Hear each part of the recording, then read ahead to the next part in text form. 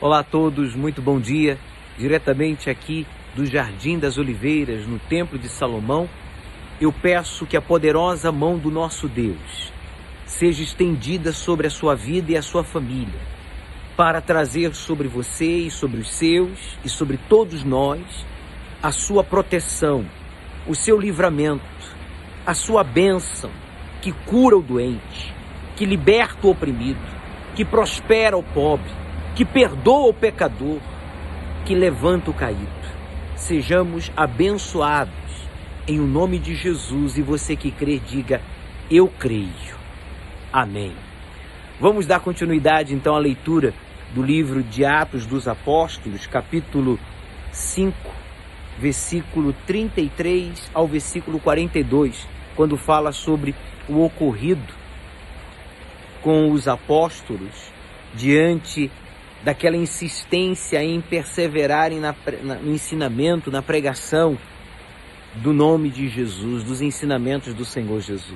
Diz assim: e ouvindo eles isto, se enfureciam e deliberaram matá-los. Então, os religiosos, quando tomaram conhecimento que nada conseguia parar aqueles homens, aqueles 12 homens cheios do Espírito Santo, então decidiram: vamos matá-los, porque a gente não consegue nem mantê-los presos. Até na prisão, Deus os livra, os honra, os abençoa, então vamos matá-los. Mas, levantando-se no conselho, um certo fariseu, chamado Gamaliel, doutor da lei, venerado por todo o povo, mandou que por um pouco levassem para fora os apóstolos. E disse-lhes: homens israelitas, disse Gamaliel aos religiosos como ele e aos que queriam matar os apóstolos: acautelai-vos a respeito do que haver de fazer a estes homens. Porque antes destes dias levantou-se Teudas, dizendo ser alguém, a este se ajuntou o número de uns 400 homens, o qual foi morto, e todos os que lhe deram ouvidos foram dispersos e reduzidos a nada. Então agora Gamaliel, usando a inteligência, um homem religioso, mas reconhecendo que as obras realizadas pelos apóstolos não eram obras de homens, mas sim de Deus, alertou dizendo: olha, cuidado, acautelai-vos. Estes homens, eles não estão falando de um Deus comum, no sentido que a gente tem ouvido falar. O Deus que estes homens servem é um Deus que opera milagres, que está vivo. Mas se eles são homens, a exemplo de Teudas, que tinha 400 seguidores, e quando foi preso e morto, acabou. Ele e os seus seguidores desapareceram, foram reduzidos a nada. Agora, estes homens não parece ser o mesmo. Jesus morreu, ressuscitou e tem dado sinais de que ele está vivo. Gamaliel não falou estas palavras, mas deixou claro, fazendo comparação entre 12 homens e 400. 400 homens não prevaleceram. E esses 12 têm prevalecido. E ele vai dar outro exemplo, dizendo: depois deste, levantou-se Judas, o Galileu, nos dias do alistamento. Você que assistiu a novela Jesus, você que está assistindo a novela Jesus sabe, entende o que nós estamos lendo aqui, com detalhes, não é verdade? E levou muito povo, diz aqui, ou muito povo após si, mas também este pereceu, e todos os que lhe deram ouvidos foram dispersos. Quer dizer, todos os homens que se levantaram antes de Jesus, anunciando, querendo causar uma revolução, manifestando uma fé contrária à fé que eles ensinavam, estes homens foram destruídos. E acabou, parou ali. Aquele movimento foi apenas fogo de palha. Foi apenas por algumas semanas ou meses. E acabou.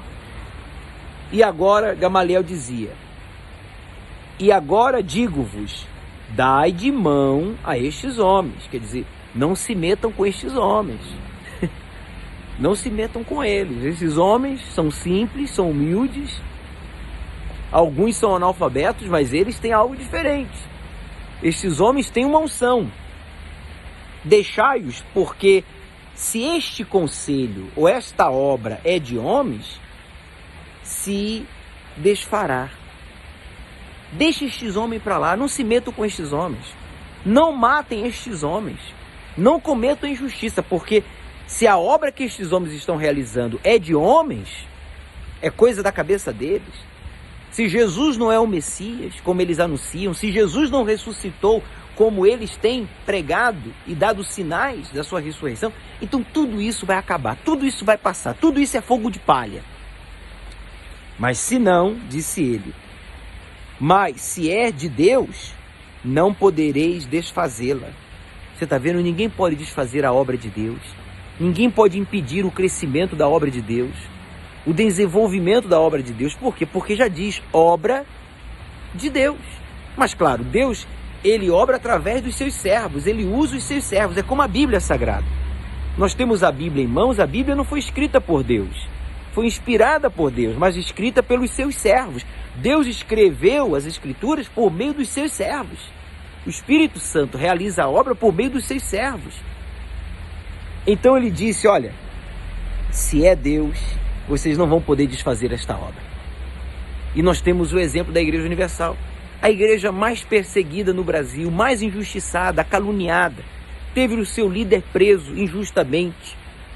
Quantas fake news, notícias falsas, as pessoas têm gerado, com todos os sinais evidentes de que esta obra é de Deus. Quantas não são as pessoas mal intencionadas, políticos corruptos, pessoas incrédulas e fanáticas, pessoas que, mal intencionadas, se deixam usar pelo mal para criticar, perseguir e ameaçar o desenvolvimento desta obra, que quanto mais perseguida, quanto mais injustiçada, quanto mais caluniada, mais ela desenvolve, mais ela cresce. E por isso chegamos a mais de 120 países. E não para a nossa glória, mas para a glória do Deus que servimos. Porque essa obra é do Espírito Santo. E quando a obra de Deus está aqui, olha, ninguém poderá desfazê-la. Está aqui, ó, versículo 39. Para que não aconteça serdes também achados combatendo contra Deus. Quer dizer, não se metam com Deus. Não combatam contra Deus. Não lutem contra Deus. E quantas não são as pessoas que têm lutado contra Deus? Repare o estado de ânimo, de espírito das pessoas que tentam combater a Deus esta obra. São pessoas desequilibradas, pessoas viciadas, depressivas, amarguradas, casamento frustrado, sabe? Pessoas que não têm uma vida exemplar. Podem ser até honestas, algumas, não todas, mas são pessoas vazias. Por isso que você vê no fake news, muitas pessoas testificando, né? Os anos que perderam, crendo nas mentiras contra a Igreja Universal, e como eram suas vidas, e ainda se achavam no direito de criticar, de julgar, de condenar. Miseráveis, pobres, cegos e nus foram as palavras de Jesus, referindo-se àqueles que se levantam contra a Ele através da sua igreja. Então o Espírito Santo disse, olha, não combatam contra Deus.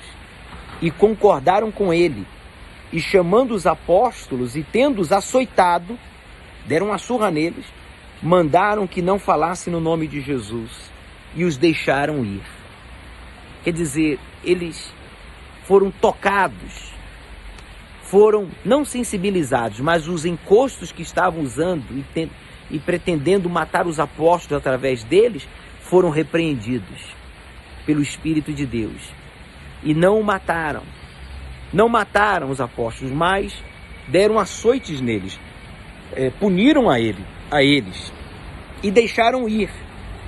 E diz assim, retiraram-se, pois, da presença do conselho, regozijando-se de terem sido julgados dignos de padecer afronta pelo nome de Jesus. Quer dizer, os apóstolos saíram da presença dos líderes religiosos, não murmurando, blasfemando, xingando, ameaçando, não.